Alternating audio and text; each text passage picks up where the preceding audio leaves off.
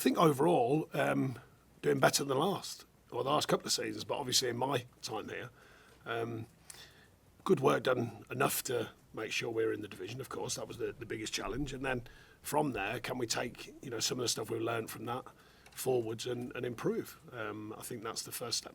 I'd imagine you've got confidence that they can do better than last season. What gives you that confidence that they can?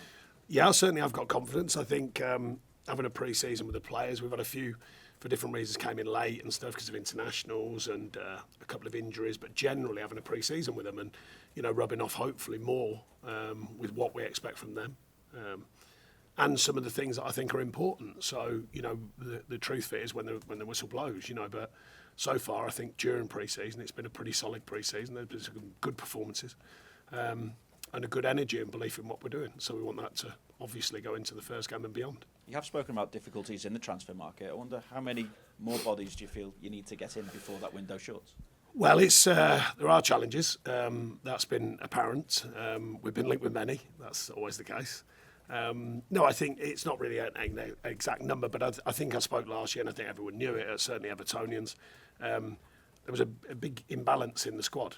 Too many players in certain positions, so we're having to, and we've somewhat done that, we're having to rebalance. So therefore, we need to find that balance, so the players that can fill in the slots, if you like, but obviously have a quality that we think is appropriate, and finding that right mixture. We have got some experience here. Can we find the next young players as well to add into that experience and build the squad in a different way than it has been in the past?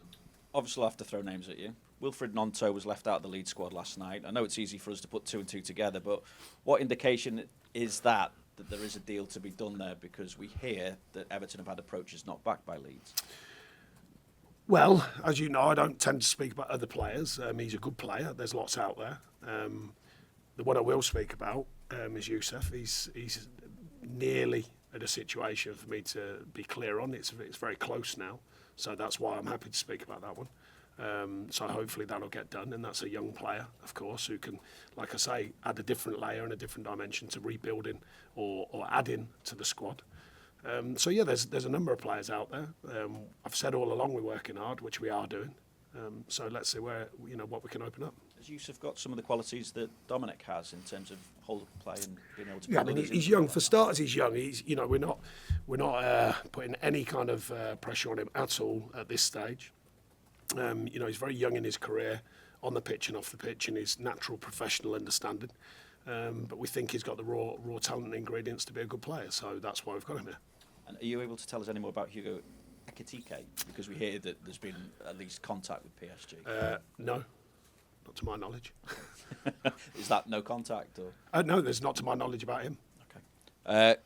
Damari Gray, in terms of potential outgoings, I mean, what potential is there that he could go to Fulham? The players that are here are still here. That's the truth of it. The links with people like whether it's him or the ones I keep reading about him, Mason, Andre Gomez, people like that, they're still here. They're still absolutely part of the club. And then if that changes, you'll be the last to know. Standard. Absolutely. What do you expect from Fulham then? Obviously, first game of the season. Marco has also had his own fair share of problems trying to build on what they managed to do last season, of course. Yeah, I mean, we all know it's a very strong season from last season. Did very well. And like I said, the challenge of football, it's not just ours. Every club has its own different sort of challenges. Ours have probably been more obvious to all and more reported on. But no, I'd expect, well, after viewing them last season, obviously at the end of pre-season, you're never quite sure. Equally, they won't be sure about us either.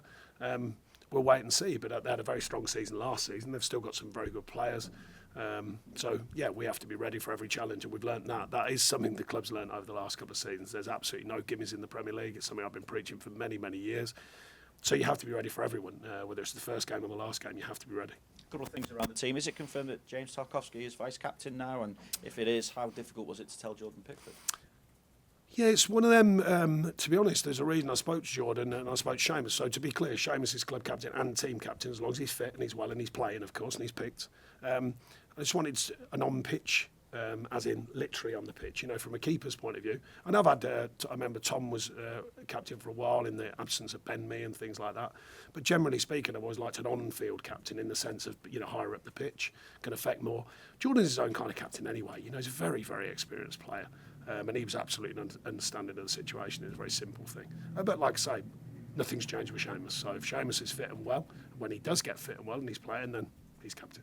Tarky fit for the weekend. Also, what chance that Dominic can have any involvement? We were more being cautious over the last couple of games, as you can imagine, because the squad is still a bit skinny. I mean, we've got a couple in and loans and stuff, a couple of injuries still that are going to take a bit of time. So, yeah, it's more managing the players, but no, he's fine. DCL, Yeah, but he just needs game. He needs game time, Dom, because unfortunately the games have just run out in pre-season for him. If it could have been a couple of weeks earlier, we could have got more game time in. But he's fit and well as regards generally. We're just finishing off the games programme, and as long as he comes through that, then he'll certainly be. We'll be looking forward to having him back. Can he possibly be on the bench against Fulham? We'll have to make a call on that. I've spoken to him about it anyway, and how he's feeling and stuff like that. So we'll make a call on that. And just Dwight and Seamus, any update on when they might be available again, and Dele as well? Yeah, Dwight.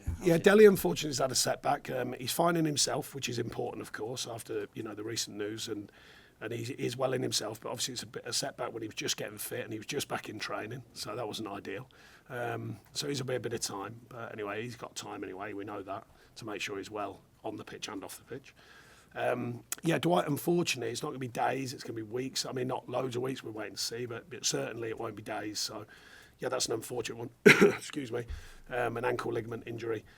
He's never, in my experience, not been injured very often. So we're hopeful that his body deals with that pretty quick. Seamus is just on his way, natural part of his rehab, or coming through the natural part of his rehab. So this is more of a timescale thing as regards the plan that was in place for that type of injury. Great stuff. Good luck. Thank you. Thanks. We'll go to Stuart at Premier League Productions. Obviously, the last couple of seasons have been a sort of a battle to survive in the Premier League. What do you think are the realistic aims and ambitions for this campaign for Everton? Well, like I mentioned, I think it has to be progress. We've got to look at progress, and from just staying up for 2 seasons. And I mentioned at the end of last season, we can't just keep relying on that. There's got to be more to it. So we're looking to build on the squad mentality that's here. We're looking to bring some of their qualities more to life, if you like, and then also bring in where we can, and achieve a more rounded squad. So certainly the idea is to be better than last season. Hopefully on a weekly basis, but certainly on a season's basis, to be in better shape than we were last season. That's the first marker. In terms of Premier League experience, you brought in Ashley Young, who's got vast Premier League experience.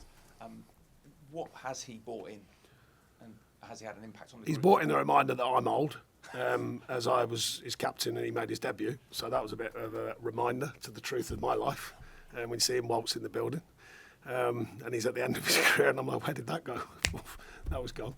But no, he's a great pro. He's a rounded pro, obviously, very experienced, very fit, looks after himself, and he's still got that edge that you need as a player.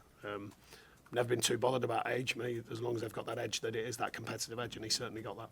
And it could be the last sort of full season at Goodison. I just wonder if that's an added motivation and it ends well. No, I think that's more an historic thing. If you've been Evertonian all your life and that sort of thing, then that's a different ball game. I've been here 2 minutes in the grand scheme of things, so I'm just more worried about the team, getting that sorted out, organising the club the best I can, and my share of it. But the stadium and all that situation, that's deeper than just me as a manager. Good luck. Thank you. Thank you. Hi, Sean. Hi.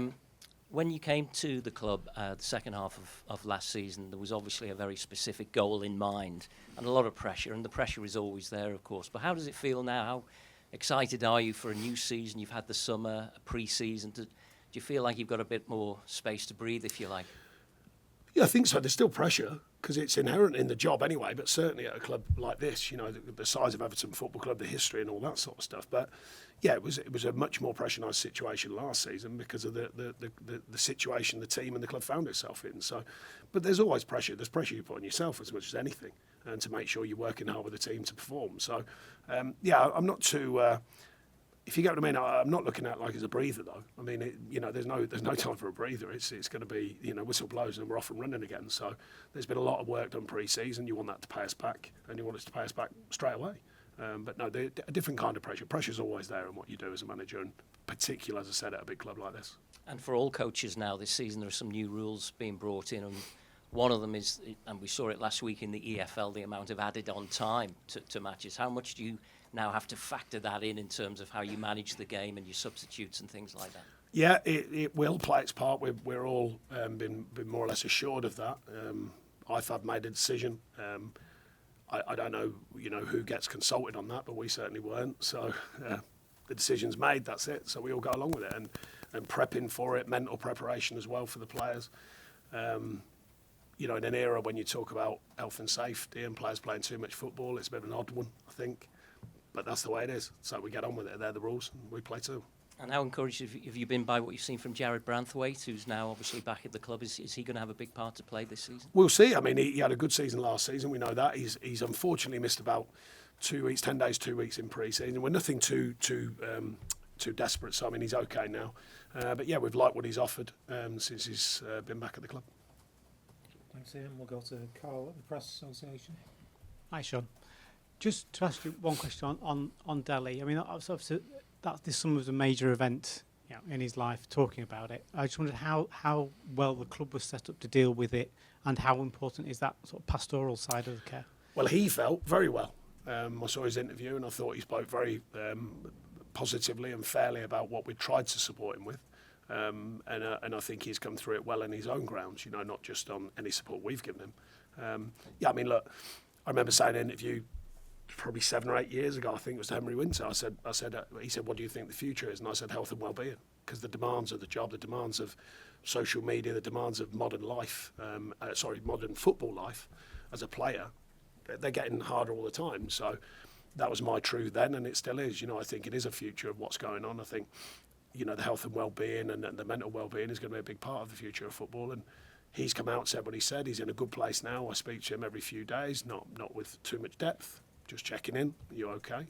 And he's in a good place at the moment, other than his injury, which he's very unfortunate with, to just re-injured slightly. So we're waiting on that to settle down. Okay. And in your last press conference of the season post-match after Bournemouth, you spoke about the need for change. I just wondered what that change looked like and how much has been implemented. Well, it looks like a slow, gradual change, because obviously you can't change a whole thinking of a club in sort of from last season to this season, 5.5 week pre-season, a close season of similar.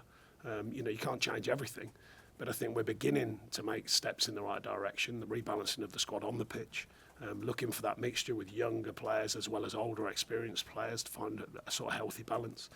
Off the pitch, there's some of it, obviously, I'm not in control of, the very top of the club. But there's certainly a shift in mentality, I think, towards what the club's going to need moving forward. So we want to build on that and continue it. Thanks, Carl. Any further questions in the open section before we move on? God, it's boiling, isn't it? You lot must be chucking up. God. Oh, yeah, that's fair one, yeah. Hi, John. George Peterson, Liverpool World. I just want to talk about the striking options you've got this year. You're looking like you're going to have at least 3 or 4 players who could potentially play down the middle, and maybe one more coming in. Does that fill you with hope, given that you were the league's lowest scorers last year?